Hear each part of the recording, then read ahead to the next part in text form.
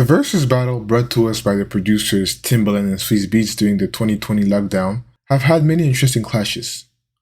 One of the greatest versus battles was the one between the two dancehall legends, Bounty Killer and Beenie Man.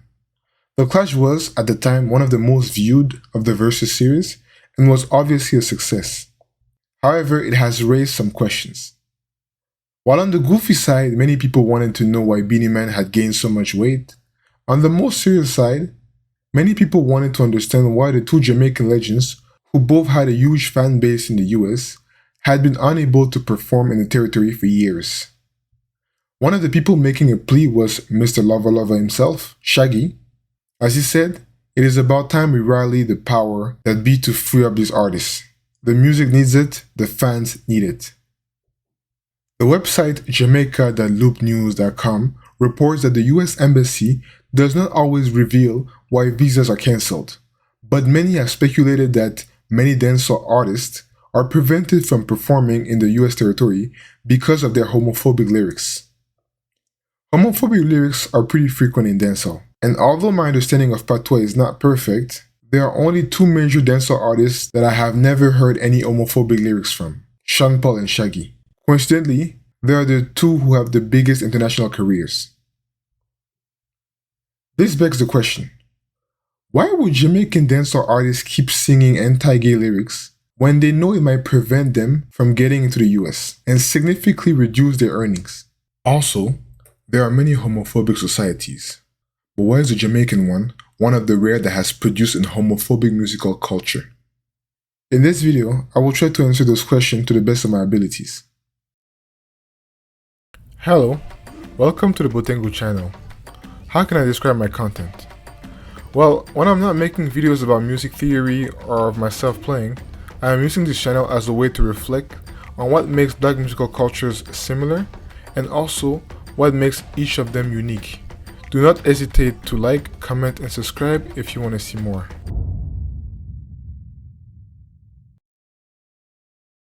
Hey, Khaled, DJ! Khaled, hey yo, burn that body boy! Now, let me start by mentioning what this video will not do. This video will not explain the source of homophobia in society, nor will it condemn any belief. My video is merely an attempt at understanding the propensity of certain musical cultures to be more explicitly homophobic than others. I will restrict myself to the analysis of musical cultures, as I always do.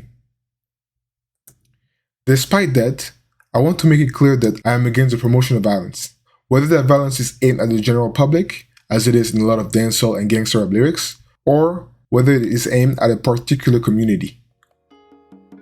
When we talk about anti-gay lyrics, I don't simply mean rappers calling each other homosexual slurs to take a jab at each other's masculinity. I am also talking about artists calling for the brutal murder of gay people. Today, in dancehall music, anti-gay lyrics are a bit less frequent than they were years ago. But the violent anti-gay lyrics have been engraved in so many hit songs throughout the years that this image is hard to shake off.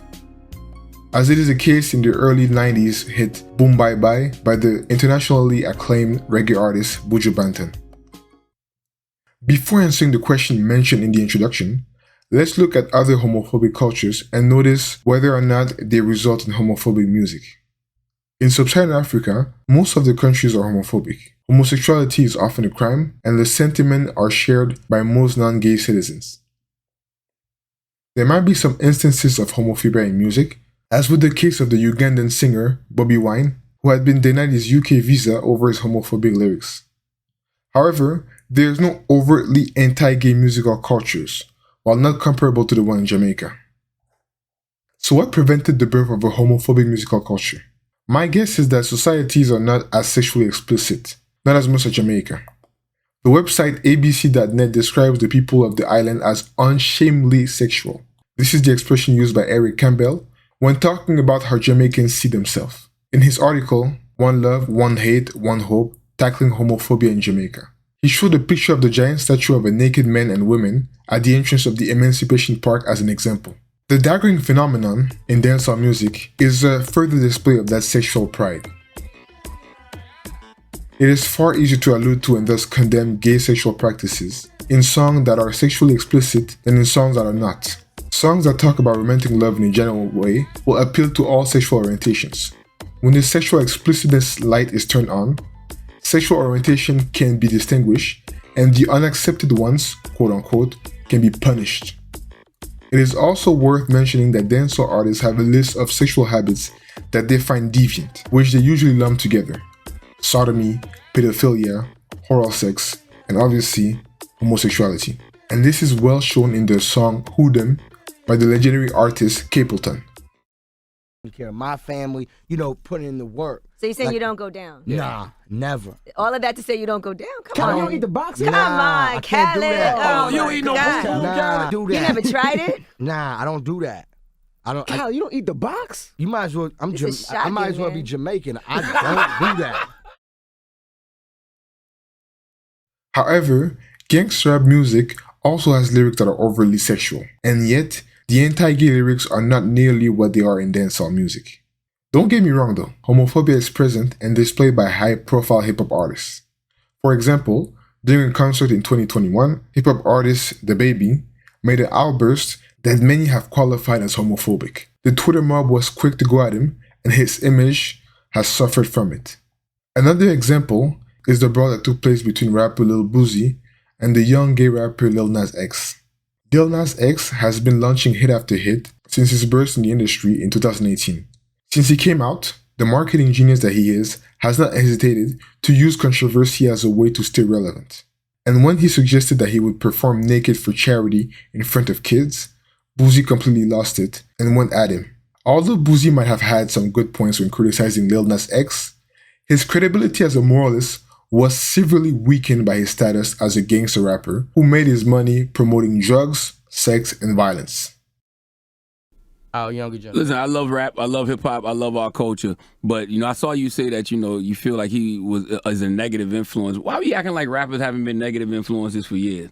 Whether it's talking about murder, celebrating the drug culture, the gang culture, violence against women, like we just as negative. So how is he the person that you decide to point at and say, "Oh, you're ruining it for the kids"?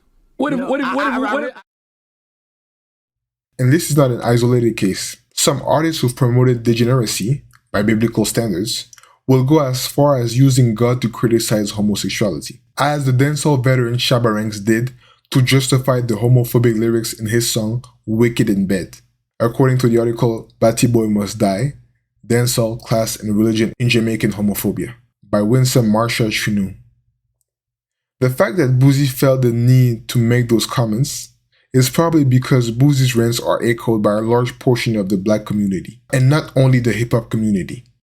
They think they got millions of people love what I'm doing. I'm a voice for people who can't speak. I'm just the only one got the nuts to speak in this industry because everybody else is ran by, the industry. Interestingly enough, one of the rare times the church, the streets unite is to rally against homosexuality.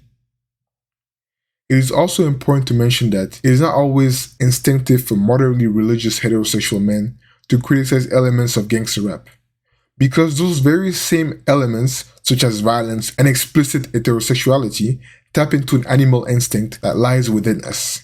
However, for most of us, homosexuality doesn't. Hence, it stands out and it is extremely tempting to criticize. So the question is, why aren't homophobic lyrics as prevalent in rap as they are in dancehall? Well, simply because of politics. The United States have an important and powerful gay lobby. In 2012, a Forbes article by Claire O'Connor broke down how much former President Obama received from the gay lobby during his re-election. From the standpoint of the prominent members of the gay lobby, it turned out to be a good investment. A few years later, Obama would allow gay marriage. If this is what the gay lobby can do to get what it wants, it is pretty clear why people in the rap industry who might have had homophobic beliefs or who might have held homophobic rants in the past do not manifest it anywhere. There's also something else that might be helpful to elucidate this change of attitude. In the US, the modern left, which promotes what I call the progressive identity politics narrative, sees all of its minorities, which include blacks and gays, as oppressed groups that need to be given a voice. especially if that means shutting down the one of the traditional white straight Christian male, seen here as the historical oppressor. If rap has been able to evolve and spread, it is partially because of the network of that mother left. The French writer Matthias Khaled reports in his book L'effroyable imposture du rap, which can be translated to The Appalling Imposture of Rap, that rappers such as Grandmaster Flash and the Furious Five were invited to the Studio 54 as the libertarian left was looking for quote-unquote the next big thing. Rap had characteristics that the libertarian left was looking for. Not only did it stimulate consumerism, but it was also controversial and black. This is why, according to him, rap and later on gangsta rap music were encouraged. The fact that a rapper like Lil Nas X has his shine right now is completely in agreement with what the libertarian left wanted. However, this version of rap diverges from what a large portion of the black community wants. For them, rap was not just a way of being transgressive, it was a culture that they felt represented them. And that is the fundamental difference with dancehall music. In Jamaica, there is no political establishment to support gay people. On the very contrary, the government is radically opposed to it. Jamaican Prime Minister Bruce Golding, Prime Minister between 2007 and 2011, publicly stated that homosexuals would not be permitted to serve in his cabinet. Jamaican homophobic artists thus have the explicit support of political institutions. To show how strict that behavior can be, when Bounty Killer was featured on the track Hey Baby by No Doubt in 2001, he wasn't aware that a man was going to appear naked in the music video, and his reaction to it was visceral. I don't know what the fuck was Super Bowl, and I never cared. When I saw that naked man in the video, I want to kill now though, literally. It caused a big problem, it caused publishing problem, it caused relationship problem, everything broke down. Cause that shit wasn't in the video. It was a 2-day shoot in California. And Mike Myers shoot the fucking video, and no naked guy was in it, and the naked guy has nothing to do with the storyline of the fucking song. So when Unlike Boosie's rants, which are echoed only by a discrete part of America, the rants of the dancehall DJs are echoed by the whole country. When thinking about it, the only time when a rich politician, a pastoral worker, and a poor person from the ghetto can rally together is when rallying against gay people. That phenomenon, unfortunately, has dangerous and fatal consequences for the people deemed homosexuals. The anti-gay lyrics are also echoed in Africa, where it is often a way for people that would otherwise have little in common to agree on. President Mugabe, someone who vehemently fought against gay people, has had some unkind words towards what he perceived to be the lifestyle of Jamaican people, according to Jamaica Observer. Yet, he still has rewarded the dancehall legend Sizzla, also very known for his anti-gay lyrics. When people from the ghetto make songs about criticizing the political institutions, or Babylon as they call it is not easy for rich people to cheer with them. Hence, in Jamaica, if a DJ wants to make a song that echoes the majority of the population, anti-gay lyrics are a good bet. The group TOK knows this very well.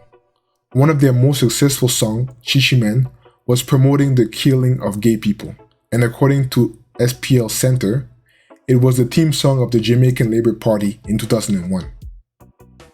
Whether the politicians truly believe in that, or whether they are using homophobic lyrics to cater to the masses, it is not always easy to tell. But what is sure is that everybody is on the same page officially.